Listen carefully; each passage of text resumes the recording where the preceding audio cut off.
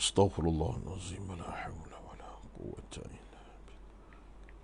Allahumma rabbi yassir wa la tus'is, la haula wala quwwata illa billah.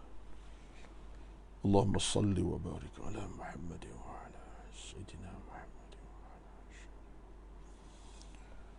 Allahumma salli wa barik ala Muhammad wa ala sayyidina Muhammad wa ala sayyidina Muhammad.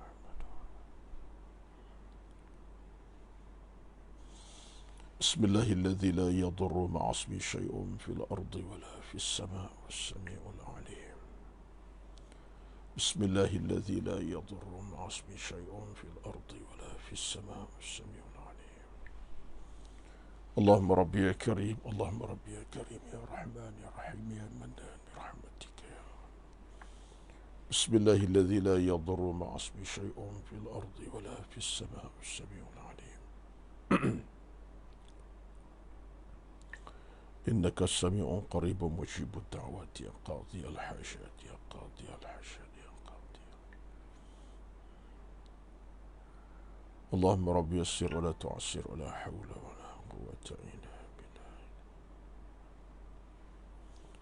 اللهم أعنا على ذكرك وشكرك وحسن عبادتك. اللهم صل وبارك على محمد.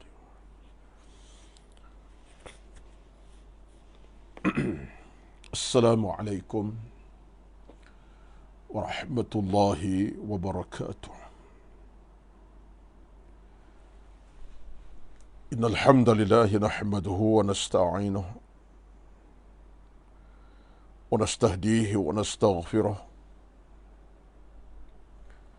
ونعوذ بالله من شرور أنفسنا ومن سيئات أعمالنا. من يهده الله فلا مضل له ومن يضلل فلا هادي له.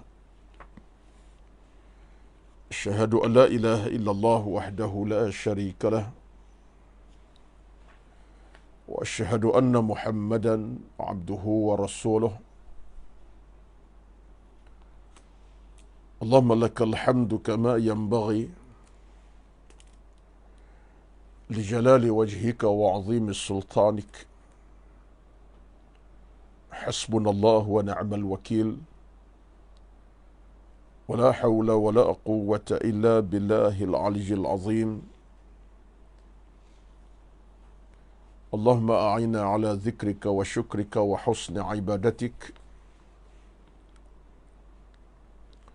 ربنا افتح بيننا وبين قومنا بالحق وأنت خير الفاتحين. اللهم أحسن عاقبتنا في الأمور كلها، وأجرنا من خزي الدنيا وعذاب الآخرة.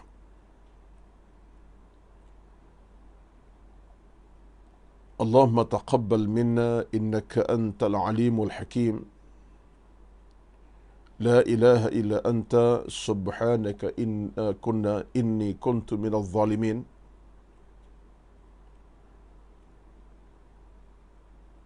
اللهم اغفر لنا ذنوبنا ولوالدينا وللمسلمين والمسلمات جميعا برحمتك يا أرحم الراحمين.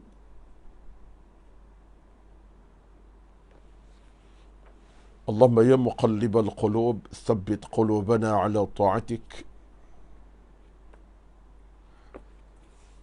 اللهم اجعل جمعنا هذا جمعا مرحوما، وتفرقنا من بعده تفرقا معصوما، ولا تجعل فينا ولا معنا شقيا ولا مطرودا ولا محروما برحمتك يا أرحم الراحمين.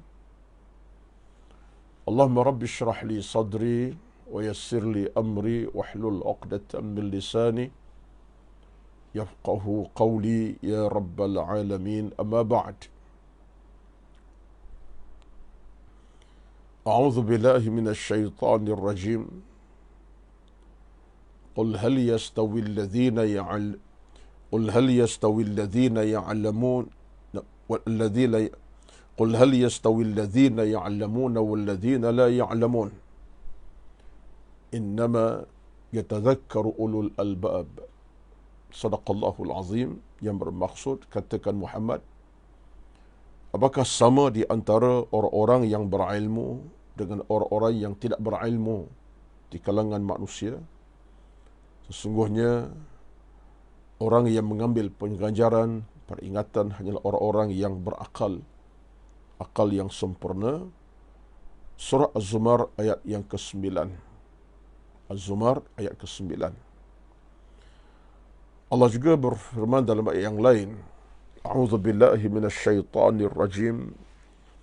Yarfa'illahu alladhina amanu minkum walladhina utul ilma darajat wallahu bima ta'maluna khabir. Sadaqallahul azim. Yang bermaksud Allah Subhanahu wa taala mengangkat kedudukan orang-orang yang beriman di kalangan kamu dan orang-orang berilmu dengan kedudukan yang tinggi, dan Allah Subhanahu wa taala Maha mengetahui di atas apa yang kamu kerjakan dalam hidup ini. Al-Fadhil, Fatir, surah Al-Mujadalah ke-11. Berbahagia dihormati Al-Fadhil, Tuan Pengurusi Surau An-Nur Fasa 3A Seremban Selatan, dan seluruh tan kuasa urusan Surau An-Nur Fasa 3A. Berbahagia dihormati Ashabul Fadilah, Tuan-tuan Imam, Tuan-tuan Bilal, yang dikasihi dan dihormati seluruh kehadiran para jamaah, khasnya dari kalangan para jamaah Surau An-Nur Fasa 3A, dan diraihkan bersama kehadiran tuan-tuan puan-puan dari kalangan rakan taulan di luar sana yang jauh di utara, di tanah air Sabah, Sarawak dan seluruhnya. Alhamdulillah, kesempatan di pagi yang penuh barakah ini, alhamdulillah Allah Subhanahu wa taala pertemukan kita selangsung walaupun secara online, tidak bersemuka, tapi hakikatnya pertemuan ini adalah pertemuan kerana ilmu, kerana iman, kerana Islam, kerana amal salah kita bersama. Itulah di antara nadi kekuatan kita ketika berada kita dalam suasana sekarang ini. Walaupun live online ataupun live FB secara online, secara media macam ni, tetapi hakikatnya ialah kita tak bicara tentang soal keimanan kita, soal ketakwaan kita, soal ilmu, soal kehidupan kita seharian, soal hubungan kita dengan agama, soal ketundukan, kepatuhan kita kepada Allah Subhanahu wa taala, soal amalan kita demi untuk kita menyempurnakan hidup sesuai dengan kehendak ketentuan Allah Subhanahu wa taala untuk kita hamba-Nya yang tunduk, yang bertakwa, yang patuh dan taat kepadanya. Maka semua itu tuan-tuan masuk dalam kerangka apa yang kita lakukan sekarang ini. Jadi mudah-mudahan di saat kita bicara tentang hal keimanan, ketakwaan pada pagi ini, ini menambahkan lagi seri dan keindahan hidup kita seharian. Kerana kita nak kentuk, kita nak ketuk diri kita, kita nak ketuk jiwa kita nak ketuk hati kita masing-masing dan ketukan ilmu, ketukan iman dan taqwa, supaya saat hati kita sakit, hati kita akan sembuh. Saat akhlak kita rosak, dia akan menjadi akhlak yang baik kemudian. Saat jiwa kita sudah pun dalam keadaan hancur, berkecai, kita nak bangunkan balik jiwa kita supaya lebih ampuh, lebih kuat, lebih padu pada hari mendatang. Saat kejahilan sudah melanda kita, kita angkat balik martabat keilmuan dalam hubungan kita dengan Allah Subhanahu wa taala, dan supaya proses ibadah kita proses ibadah yang diterima oleh Allah Subhanahu wa taala. Saat itu kita sudah menyimpang daripada garis panduan agama, kita ikat balik hidup ini atas panduan hukum hakam agama. Inilah kenyataannya. Bahawa kita dalam hidup ini, tuan-tuan dan puan-puan, kenyataannya memang ada kelemahan, kekurangan tersendiri. Tiap-tiap orang ada kelemahan, kekurangan, tapi hakikatnya orang mukmin tidak akan membiarkan hidupnya dalam kekurangan, kelemahan buat selama lamanya. Dia akan cari di mana titik kelemahan, dia akan perbaiki. Di mana titik kekurangan, dia akan tambahkan lagi dengan kekuatan dan kemuliaan hidup. Itulah di antara perjalanan seorang mukmin. Dia tidak akan berarti ditewaskan oleh nafsunya, kejahatan, syaitan dan seumpamanya. Dia tidak mudah ditewaskan begitu. Dia ada kekuatan sendiri untuk dia bangkit kembali. Jadi saya kira dalam kesempatan pada pagi ini, dicuba untuk muhasabah dalam konteks ilmu tasawuf, kita bawa ke dalam kehidupan sehari kita. Namun begitu, secara mukadimah di awal, mukadimah pada pagi ini, kita mengucapkan syukur kepada Allah di atas nikmat pertemuan kita dan takziah juga kepada rakan kita di luar negara, di Turki, di Syria, yang diuji oleh Allah dengan bumi yang dahsyat dalam 2 hari yang lepas. Satu ujian yang amat berat untuk mereka pikul, dan sehingga angka korban gempa bumi ikut laporan terkini antarabangsa sampai waktu semalam atau jam semalam sudah menjangkau melebihi daripada 11,200 orang yang telah meninggal dunia. Maksudnya 11,000 satu angka ini, 11,200 ini yang dipastikan telah meninggal dunia di atas sebab runtuhan bangunan dan seumpamanya. Allahu Akbar, musta'an. Yang cedera, angkanya belum lagi dapat dihitung dan sebagainya. Kita tuan-tuan memanglah bila kita dengar berita dan cerita tentang ujian begitu dahsyat, gempa bumi sampai begitu sekali keadaannya. Ikut sejarah di Turki, ia paling teruk dan paling besar sekali. Setelah daripada tahun 1939 yang terakhir, agak berat juga tahun 1939, tapi inilah yang lebih teruk lagi daripada tahun tersebut. Jadi Allah SWT Maha Kaya lah di atas semua perkara, dan kita dalam hidup ini simpati, takziah kita ucapkan, dan menjadi muhasabah kepada kita juga.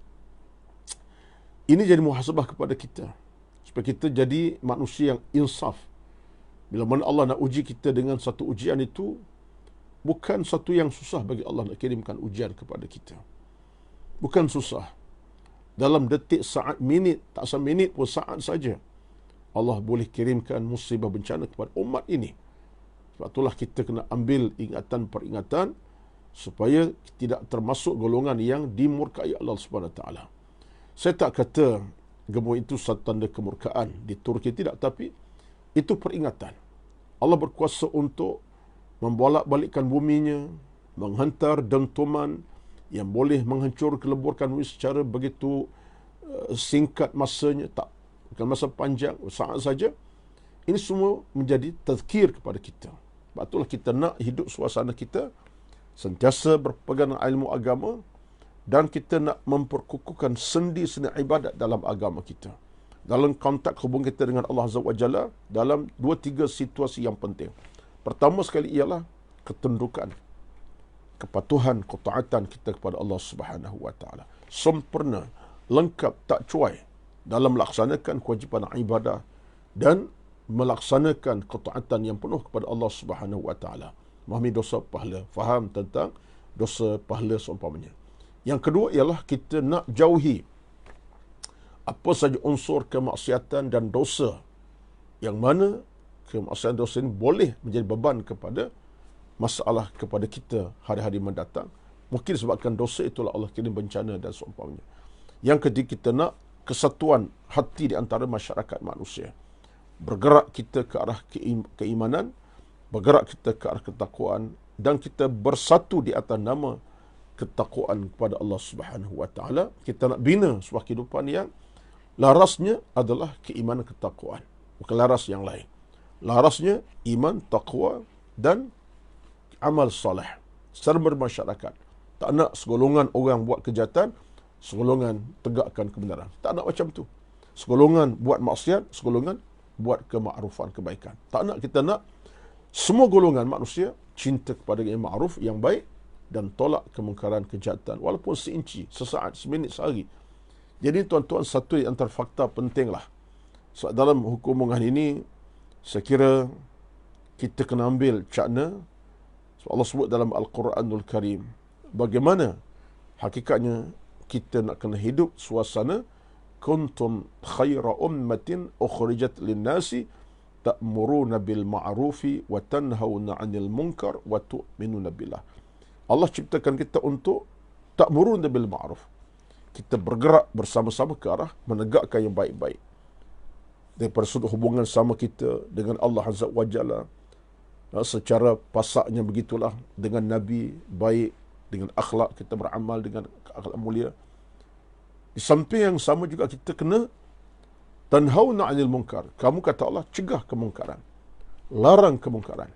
Jangan biarkan kemungkaran bertapak dalam dunia masyarakat, dalam apa situasi. Bahkan terhindar daripada kegiatan dosa dan maksiat. Ini cabaran besar.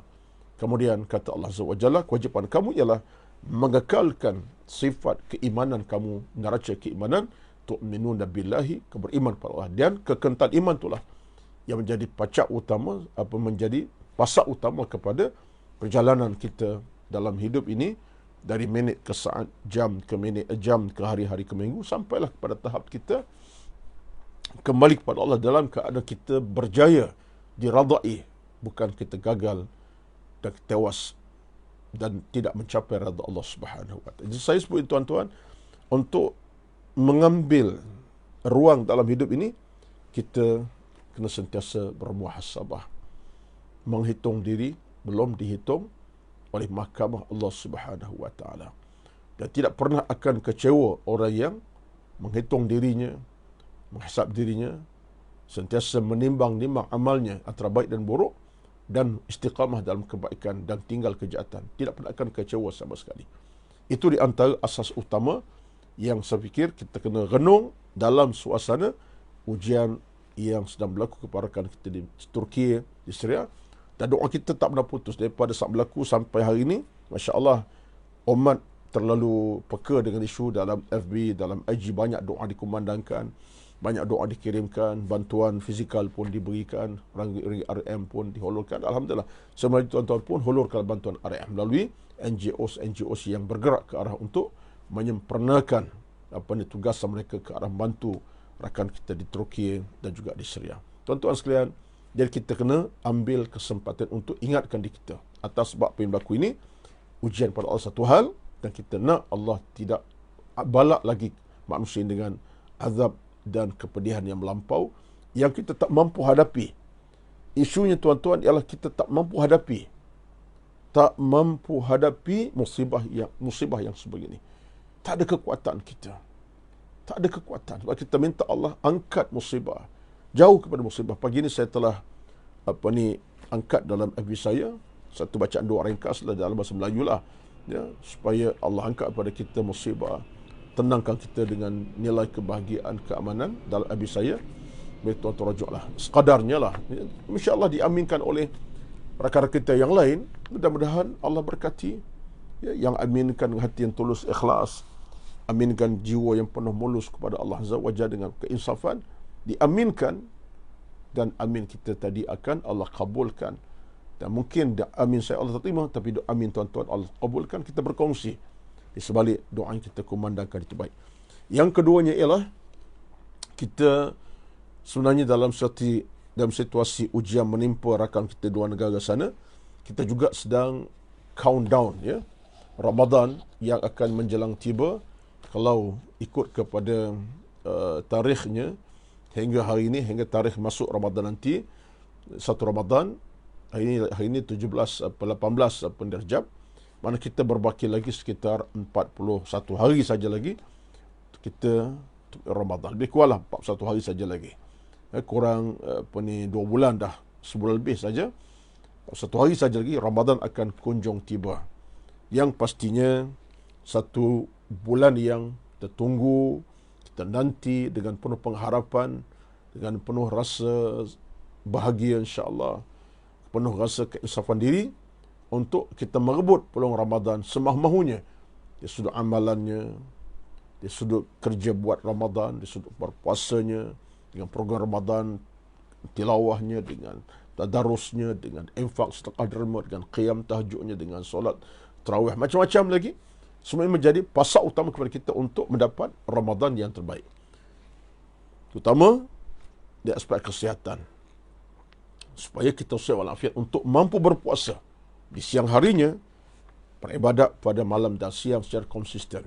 Solat tahajudnya, solat duhanya, termasuk yang pasti solat tarawih pada malam Ramadan dengan penuh rasa bahagia, rasa seronok, santai, sebab kita dalam lingkungan rahmat Allah Subhanahu wa taala sepanjang Ramadan hari pertama hingga akhir Ramadan al-Mubarak. Ini saya fikir di antara saat kita sedang menanti dan countdown kita daripada ini hingga Ramadan masuk sekitar 41 hari saja lagi.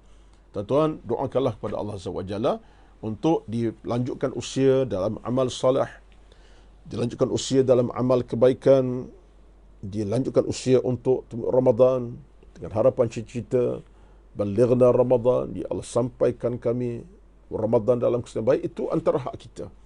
Sebab keluasan doa ini tuan-tuan, keluasan yang tak bertepi. Kata Al-Imam Nawawi rahmatullah, keluasan doa, keluasan tak bertepi kerana ia Allah buka sepanjang masa. Doalah tak tingkat dengan masa. Tiap waktu nak ucap dengan nyaring, dengan niat dalam hati, niat dalam dada, tak masalah. Pentingnya ialah keluasan doa Allah buka kepada kita untuk kita masuki ke dalamnya tanpa ruang batas, pagi, petang, malam, siang.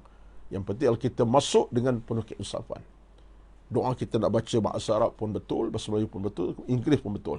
Tapi dia mesti dalam kerangka ilmu yang cukup padu dengan permintaan yang benar, bukan permintaan yang palsu, yang jahat, yang kotor dan sebagainya. Itu tak boleh.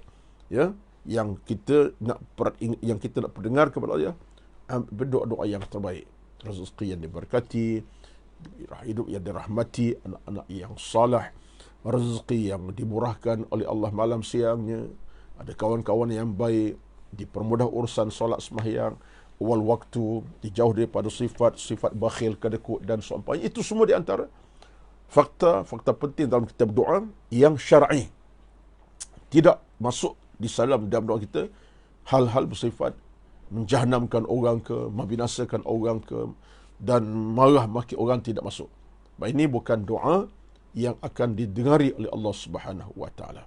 Hanya Allah dengar rintihan murid hambanya yang taqiyun, yang bertakwa, yang ada nilai kebaikan, yang insaf di hati jiwa. Itulah orang-orang yang akan mengangkat doanya kepada Allah Azza wa Jalla dalam suasana dia insaf, dia benar, dia tahu bahawa permintaannya permintaan yang tak akan ditolak oleh Allah Subhanahu wa taala, bahkan akan dikabulkan oleh Allah Subhanahu wa taala. Kerana sifat Allah, tuan-tuan, sami'ud du'a. Allah mendengar doa-doa kita.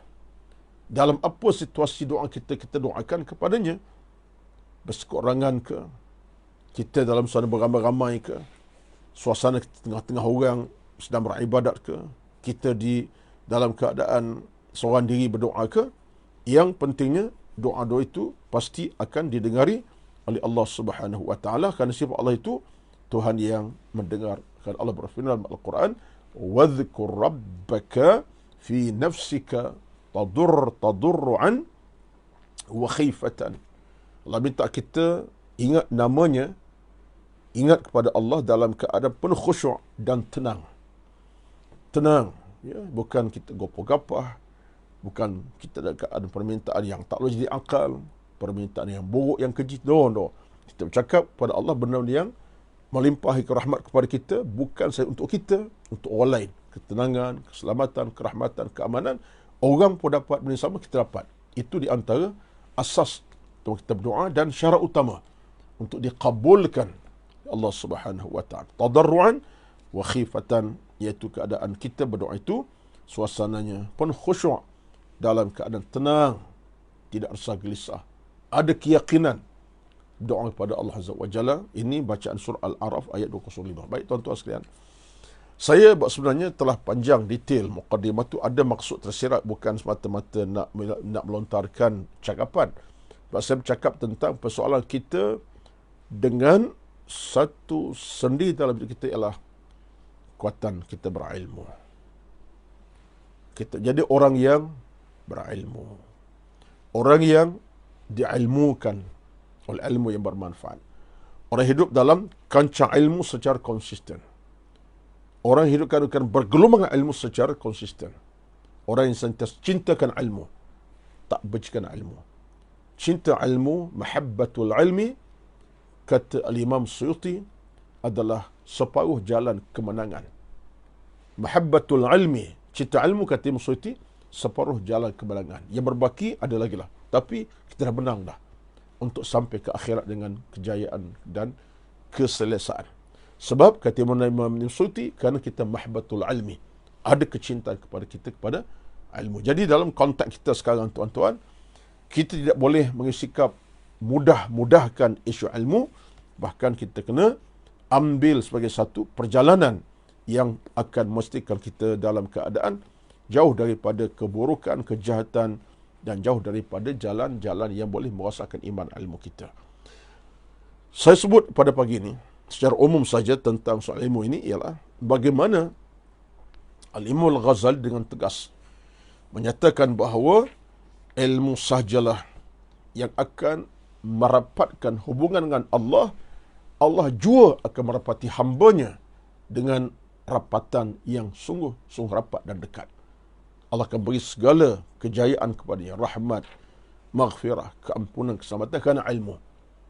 Kan diberi hidup ilmu. Sebab itulah dalam hal ini Allah sebut dalam satu ayat surah Fatir 28, Allah kata kepada kita, innama yakhshallaha min ibadihil ulama'u innallaha azizun ghafur. Dalam surah Fatir 28 sebut kepada kita, sesungguhnya orang yang paling takut kepada Allah, yang paling takut, yang paling tunduk dan patuh kepada Allah ini siapa, tuan-tuan? Orang yang berilmu. Al-ulama itu orang berilmu. Allah itu maha berkuasa dan maha pengampun. Azizun, maha kuasa penuhnya ada. Dia juga ghafur, dia juga maha pengampun. Surah Fatir ayat 28. Rujuk balik. Jadi ayat ini, tuan-tuan, menjelaskan tentang hakikat orang yang paling takut pada Allah Azza wa Jalla. Orang berilmu ni dia tak berani melawan, menyanggah perintah, suruhan, larangan Allah Subhanahu wa Ta'ala. Tak ada keberanian langsung. Orang yang tak ada ilmu, itu orang berani. Allah perintah solat, tak nak solat. Allah perintah zakat, tak nak zakat. Allah perintah infak, dia tak nak beri. Allah perintah buat kebaikan sekali, dia tak nak buat. Orang perintah solat, tak nak buat. Ini orang yang sombong dan berani untuk melawan Allah Azza wa Jalla. Orang tak selamat, tuan tu di akhirat. Tapi orang beriman, dia takut kerana asas utamanya ilmu yang dimiliki. Dia ada ilmu, dia faham syurga, neraka. Neraka membakar, syurga nikmatnya paling besar. Dia ada ilmu tadi akan faham jalan ke syurga, jalan ke neraka. Apa jalan bawa ke syurga? Apa jalan boleh ke neraka? Dia faham. Dengan ilmu tadi akan faham tentang hidupnya sendiri. Aku hidup untuk apa? Aku hidup untuk apa tujuannya? Di saat aku raih segala kejayaan, kemenangan dunia, tapi ke mana aku akhirnya? Dia faham. Dia akan balik pada Allah. Dia akan balik dengan ilmu. Bukan balik dengan dada yang terbuka tanpa apa kekuatan. Dia nak balik dengan dadanya penuh dengan ilmu di dada, keimanan di dada, semua di dada, penuh dengan segala kelengkapan untuk ada Allah Azza wa Jalla. Allah terima. Dia faham. Jadi orang yang ada nilai ilmu ni, dia akan faham banyak benda. Tetapi bila ilmu tidak ada, kejahilan menapak dalam kita, bertapak menapak di kita, dia akan memburukkan keadaan. Kan jahil ini, dia akan gelapkan tiga perkara. Jahil boleh menggelapkan tiga perkara. Jahil menggelapkan hati, bahaya. Jahil menggelapkan usia kita, bahaya. Usia kita gelap, tak tahu nak habis ke mana usia kita. Akhirnya habis kepada kejahatan. Usia kuat, ada rezeki ke usia, tapi habis kejahatan. Tak boleh. Ketiganya, dengan kejahatan, kemaksiatan, menggelapkan jalan kita untuk ke syurga Allah Subhanahu wa Ta'ala. Tak nampak ke syurga jalannya. Nampak hanya urusan dunia semata-mata. Ini tiga perkara yang menjahannamkan kita bila kejahilan bertapak dalam dunia kehidupan seharian. Sebab tu jahil, tuan-tuan, musuh yang paling sengit. Teringat saya kata Imam Syafi'i dalam baca sungguhnya, dia kata, aku paling takut kepada kejahilan lebih pada yang lain. Binatang buas takut, binatang yang bernama kalajengking takut sengat kita mati, ya, dengan bisanya. Tapi kata Imam Syafi'i, aku lebih takut pada kejahilan. Kejahilan adalah punca kemaksiatan. Betul lah tu tuan-tuan. Punca kepada buat maksiat, punca kepada tidak nak mengaji ilmu, punca kepada benda-benda yang buruk, keji dalam hidup kerana kejahilan, tak ada ilmu. Bila ilmu tak masuk, jahil akan masuk, merosakkan hati. Bila ilmu masuk, jahil akan keluar pergi. Itu kenyataannya. Sebab saya sebut pada pagi ini tuan-tuan, sebab ini kerangka ilmu tasawuf kita. Dan asas utama dalam perjalanan kita untuk sampai ke martabat yang tingginya ialah berilmu. Tidak kata Allah baca, kita baca kata Quran kan? Allah sebut dalam Quran tadi, "Qul hal yastawi alladhina ya'lamuna wal ladhina la ya'lamun, innama yatadhakkaru ulul albab." Allah rakamkan dalam surah Az-Zumar ke-9. Kata Muhammad, "Hei Muhammad," kata Allah Azza, "Hei Muhammad, katakan, siapa lebih terbaik antara manusia ini? Yang berilmu, tak berilmu. Yang beriman, tak beriman. Siapa lebih baik?" Pastilah orang baik ialah orang beriman. Jadi inilah di antara golongan orang yang tidak akan pernah dikecewa, terkecewa. Itulah tuan, ketenangan ini. Setingat satu lagi kata-kata daripada seorang penulis terkenal, Abdul Latif Hajiz Al-Ghamidi, ya, seorang tokoh besar yang banyak menulis dalam kitab tasawuf tentang isu penyucian hati, pembersihan jiwa, tolak kemaksiatan, banyak tulisan beliau. Antara satu kecil saja di mana Hajiz Al-Ghamidi sebut apa? Dia kata, kalaulah kita keadaan menjarakkan dengan ilmu, dari ilmu kita sudah mendekatkan kepada kejahilan dan kebatilan.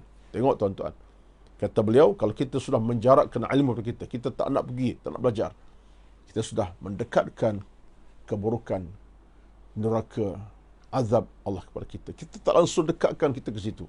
Ilmu kita jauh. Jadi ini cabaran kepada kita. Sebab itulah tuan-tuan, yang saya nak fokuskan dalam kesempatan yang terbatas pada pagi ini ialah bagaimana kita nak angkat martabat kekuatan hati kita. Nak mengangkat martabat kemanusiaan kita Allah Azza wa Jalla. Martabat kita angkat pada Allah Azza wa Jalla.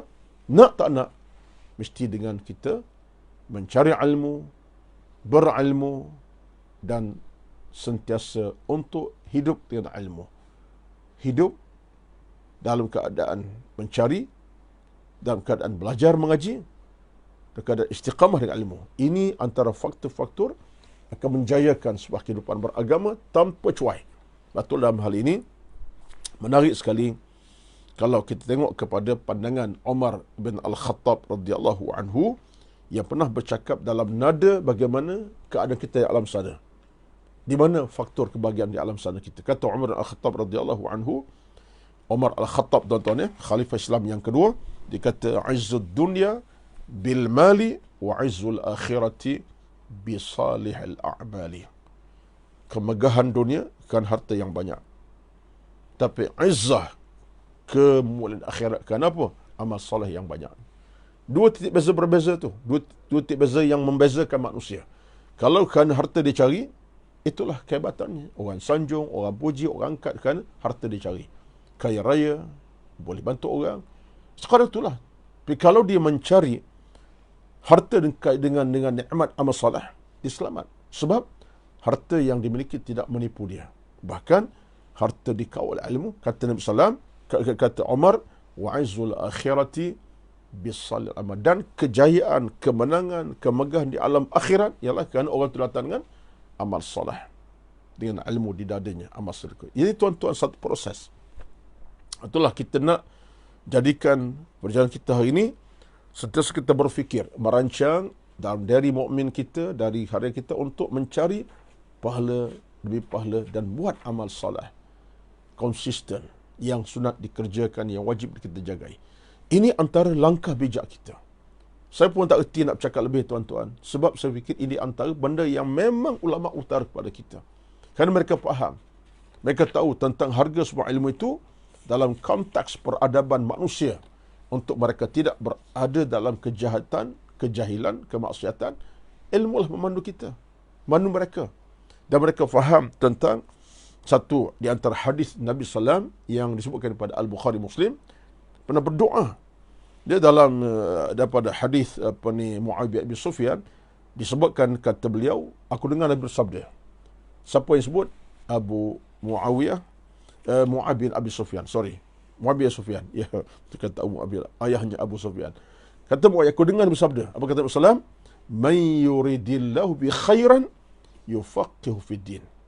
Tengok tuan-tuan, Nabi sebut dengan jelas nyata kata Muawiyah, "Man yuridillahu bi khairan yufaqqih fi din." Siapa yang Allah nak jaga dia dalam kebaikan, dalam keadaan tenang, bahagia dan baik secara total hidupnya, maka dia akan diperdalamkan kefahaman dan urusan agama. Dia akan diperdalam urusan agama, dia akan seronok dengan ilmu.